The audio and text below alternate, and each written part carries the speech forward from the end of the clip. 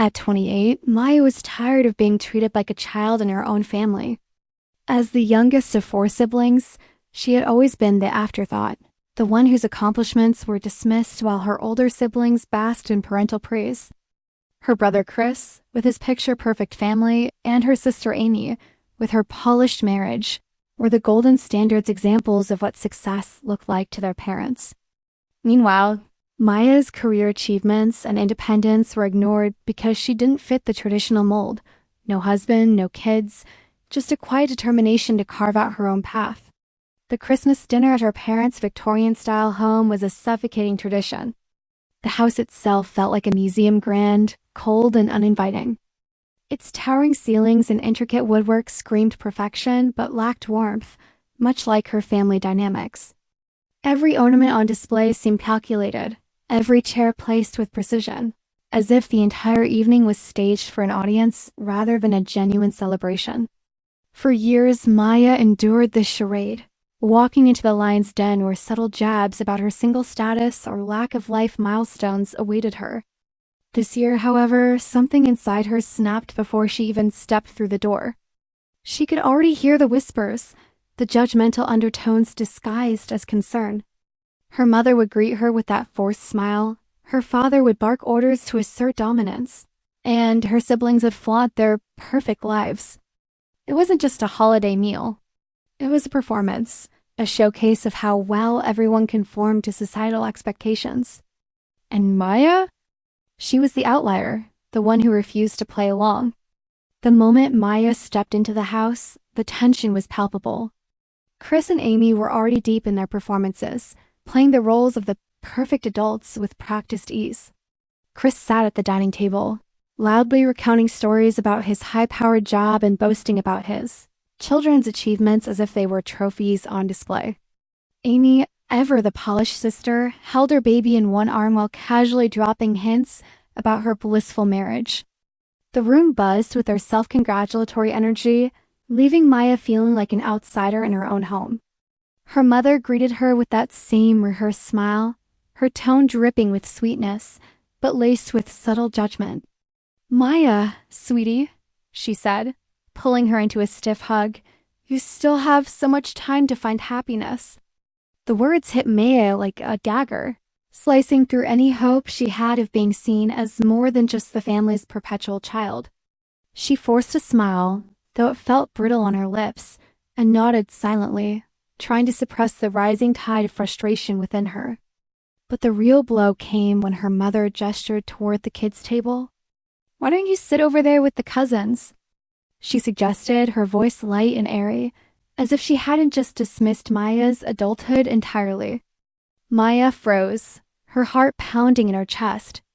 She glanced at the adult table, elegant, adorned with fine china and flickering candles, and then back at the mismatched chairs and paper plates of the kids' table. It wasn't just a seating arrangement. It was a declaration. You don't belong here. Her father's booming voice cut through the room moments later, commanding everyone to take their seats. He didn't even acknowledge Mia's presence, his authority radiating as he barked orders. Chris smirked smugly from his spot at the head of the table, surrounded by his wife and kids, while Amy adjusted her napkin delicately, pretending not to notice Maya's discomfort. Even the cousins at the kids' table barely glanced up from their mashed potatoes, too engrossed in their childish chatter to care about the awkward silence hanging over Maya. Inside, Maya's emotions churned violently. At first, there was shock. How could they do this again? Then came the sting of betrayal, followed swiftly by anger. She clenched her fists under the table, her nails digging into her palms as she tried to steady herself. How could they reduce her to this? After all she'd accomplished, after years of proving her independence, they still saw her as nothing more than the baby of the family. Her mother's sugary tone rang in her ears again, this time louder and more deliberate. "It's tradition, Maya. You know how much we love having you with the little ones." Tradition. That word grated against her nerves. Was this really about tradition, or was it another way to remind her that she didn't measure up? She wanted to scream, to demand why they couldn't see her for who she truly was, a grown woman with dreams. ambitions, and a life of her own, but instead she bit her tongue. As she reluctantly took her seat at the kids' table, the weight of her family's dismissal pressed down on her shoulders. Every laugh, every compliment directed at Chris and Amy felt like a slap in the face. They weren't just ignoring her, they were erasing her. And in that moment, something inside Maya began to crack. The moment Maya stood up from the kids' table, the room seemed to freeze. Her chair scraped against the floor with an audible screech that cut through the cheerful chatter like a knife. She didn't shout or make a scene, she simply rose, her face a mask of quiet determination, and grabbed her coat. But her silence spoke louder than any words ever could. It was as if she had dropped a bomb in the middle of the perfectly arranged Christmas dinner. Her mother was the first to react. "Maya, what are you doing?" she exclaimed, her voice rising sharply, laced with panic and frustration. "You're being irresponsible. Do you realize how this makes us look?" The accusation hit Mia like a slap across the face, but she didn't flinch. Instead, she tightened her grip on her coat, feeling the weight of years of dismissal pressing down on her shoulders. Then came her father's voice, a thunderous roar that silenced everyone in the room. He slammed his fist on the table, causing the fine china to rattle ominously. "Sit back down, Maya," he barked, his tone dripping with authority. "Don't embarrass yourself or this family any further." His words were meant to command obedience, but all they did was fuel the fire burning inside her. Chris, always eager to assert his superiority, chimed in with a sneer.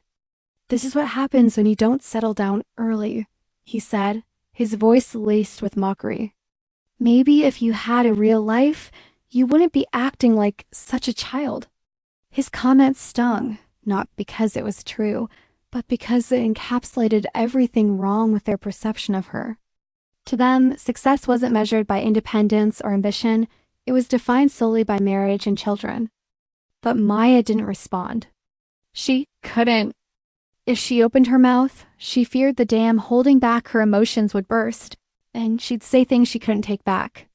So instead, she turned toward the door, ignoring the frantic calls and accusations trailing behind her. As she stepped outside, the cold air hit her like a wall, sharp and unforgiving, mirroring the icy tension she had just left behind.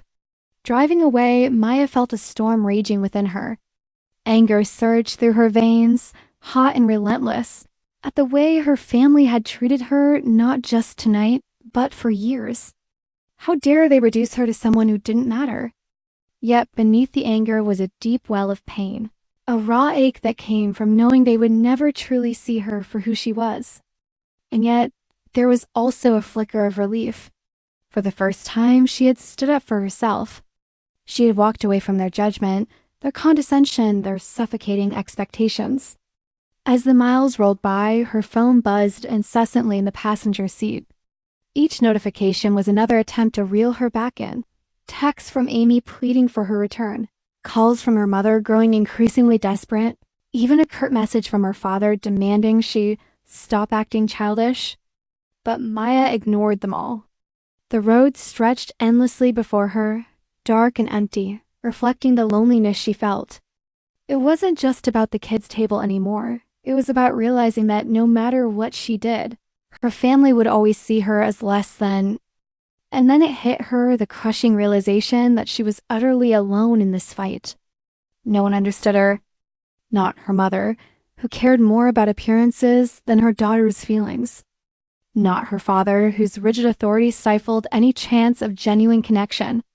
Not even Amy, who once defended her but now sided with the rest of the family. In that moment, the world felt impossibly heavy, yet strangely liberating. She had nothing left to lose. Sitting alone in the dimly lit diner, Maya scrolled through her phone until she found it, the old family photo. It was taken years ago, a perfect Christmas moment with everyone smiling except her. She remembered how she'd been forced into the frame, shoved to the side like an afterthought. Her jaw tightened as she stared at the image, then typed out a caption dripping with sarcasm. The perfect family where the youngest is always pushed to the margins. With a deep breath, she hit send, posting it directly into the family group chat. The reaction was instantaneous. Notifications flooded her screen messages from her mom, dad, Chris, and Amy, all frantic, all accusatory. But Maya wasn't done yet. She opened a new message thread and began typing furiously.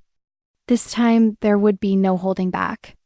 Line by line, she listed every hurtful comment, every dismissive glance, every moment they had treated her as if she didn't matter. "You never celebrated my promotions," she wrote. "You mocked me for being single. You acted like my life choices were failures because I didn't follow your blueprint." Her fingers flew across the keyboard, each word sharper than the last. By the time she hit send, her chest was heaving, but she felt lighter, like she had finally said what needed to be said. Panic rippled through the family. Her mom bombarded her with texts and calls, her tone oscillating between guilt-tripping and desperation. "How could you do this, Maya? On Christmas, of all days." Then came her father's voice, cold and commanding over the phone. "This is childish. You're tearing us apart." Even Amy tried to intervene, her messages pleading for reconciliation. "We love you, Maya, but this isn't the way to fix things." Yet, beneath their words, Maya could sense the same lack of understanding that had always defined their relationship. They weren't sorry, they were scared. Scared she wouldn't come back to play her role as the obedient youngest child. The family's reaction was swift and suffocating. Her mother led the charge, her voice trembling with guilt-laden accusations. "How could you do this to your own family, Maya? You're breaking tradition, tearing us apart." Each word was a calculated strike, designed to make Maya feel like the villain. Then came her father's icy threat. "If you don't come back and apologize, don't expect any more support from me." His words were meant to control her, but they only hardened her resolve. But it was Amy who cut deepest. Once her fiercest defender, Amy now sided with the others, dismissing Maya's pain as overreaction. "You're being too sensitive, Maya. You've ruined Christmas for everyone," she said, her tone laced with frustration. The betrayal stung Amy had stood by her side as kids, shielding her from their parents' harshness. Now she was just another voice in the chorus of judgment. Chris chimed in with a sneer. "This is what happens when you think you're better than everyone else." Their words collided, a storm of manipulation and mockery that left Maya feeling more isolated than ever. The final call came late that night, her mother's voice trembling with unshed tears. "Maya, I need to say this," she began, her tone softer than usual but still laced with hesitation. "I don't think I've ever truly seen you as an adult. I'm sorry." The words hung in the air, heavy and raw, yet they felt incomplete, like a patch hastily stitched over a gaping wound. Maya gripped the phone tightly, her heart pounding. She wanted to believe her mother, to feel relief at this long overdue acknowledgement, but doubt lingered. Was this genuine remorse or just another attempt to manipulate her back into the fold? Inside, Maya wrestled with conflicting emotions. Part of her yearned to forgive, to return home and rebuild what had been broken. But another part, a stronger, angrier part, refused to let go so easily. "It's not just about tonight, Mom," she said, her voice steady despite the storm inside her. "It's about years of being treated like I don't matter. If you really mean it, then prove it. Change how you see me." Her mother fell silent, the weight of Maya's demands sinking in. When the call ended, Maya sat in the dim light of her room, staring at the blank screen of her phone. For the first time, there was a flicker of hope, a fragile thread that maybe, just maybe, things could change. But trust couldn't be rebuilt overnight. She needed time, space, and proof that her family was willing to meet her halfway. As snowflakes drifted past her window, she wondered, would they rise to the challenge, or would this moment fade like everything else? Maya spent the rest of Christmas alone, but for the first time in her life, she felt a strange sense of peace. After leaving the diner, she rented a small room near the quiet cafe where she had found refuge earlier. It wasn't luxurious, just a simple space with a bed, a desk, and a window that overlooked the snow-covered streets, but it was hers. For the first time, she wasn't chasing approval or trying to fit into a mold that wasn't meant for her. Sitting by the window, she watched the snowflakes drift lazily through the air, their silence wrapping around her like a comforting blanket. That night, as she scrolled through her emails to distract herself from thoughts of her family, one message caught her eye. It was from her boss, praising her work on the latest project and offering her a raise. The words were simple, but they hit her like a revelation. Her worth wasn't tied to her family's validation. She had built a life for herself, one that was meaningful, independent, and entirely her own. Tears welled up in her eyes, but they weren't tears of sadness. They were tears of clarity. The future was still uncertain. Would her family truly change, or would this moment fade into another chapter of unspoken tension? Maya didn't know, and for now, she didn't care. What mattered was that she had taken control of her emotions, her decisions, and her life. As she sat there, wrapped in the quiet solitude of the night, she realized something profound. She didn't need to be saved by anyone. She was enough just as she was. This story is more than just a family conflict. It's a call to recognize the importance of self-assertion and mutual respect, even within the closest bonds. Maya's journey highlights how societal pressures and familial expectations can suffocate individuality if left unchallenged. Her decision to walk away wasn't just rebellion. It was a necessary step toward reclaiming her dignity. The open ending leaves readers questioning, will her family truly change, or will they revert to old patterns? It's a mirror for us all. How often do we impose unrealistic standards on loved ones without realizing the harm? Through Maya's courage, the story urges us to reflect on our own relationships, reminding us that love should empower, not diminish.